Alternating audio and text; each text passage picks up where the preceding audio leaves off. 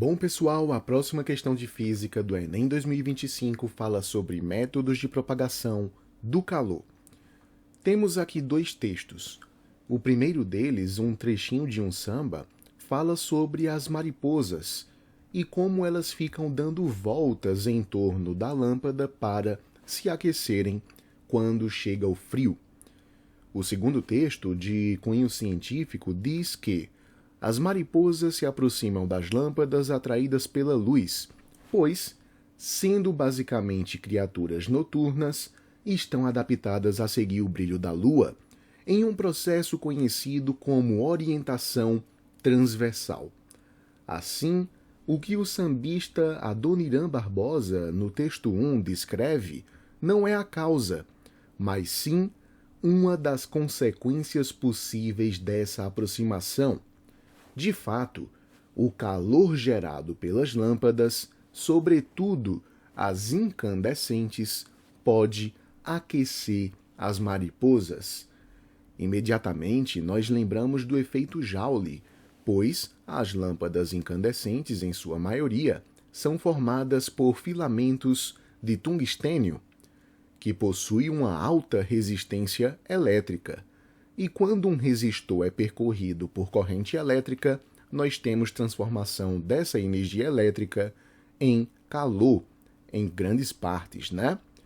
Inclusive, algumas resistências podem se iluminar graças a essa conversão de energia. Daí a luminosidade da lâmpada incandescente.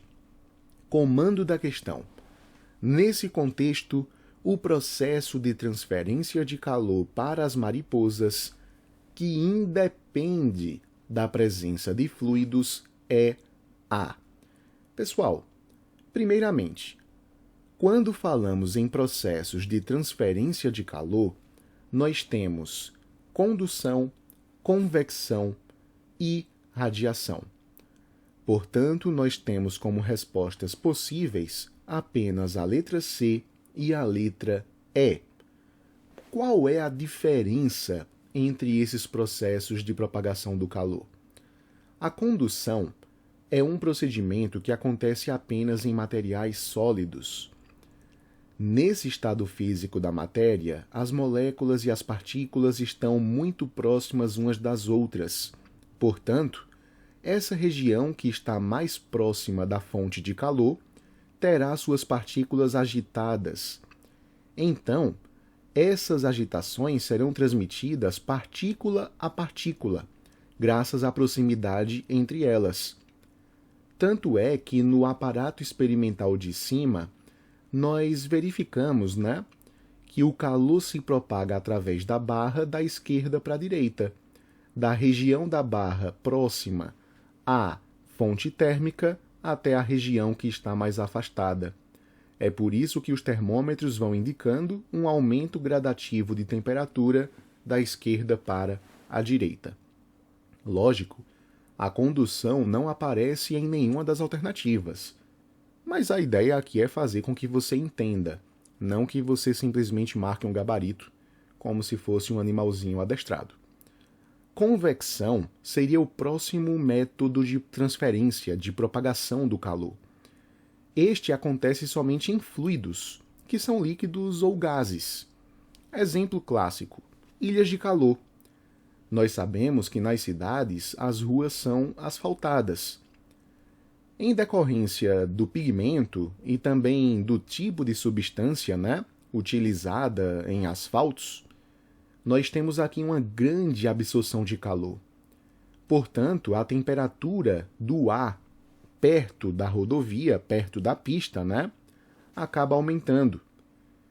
A maioria das substâncias possui um comportamento típico de aumentar o seu volume, ou seja, de se expandirem, quando tem a sua temperatura elevada.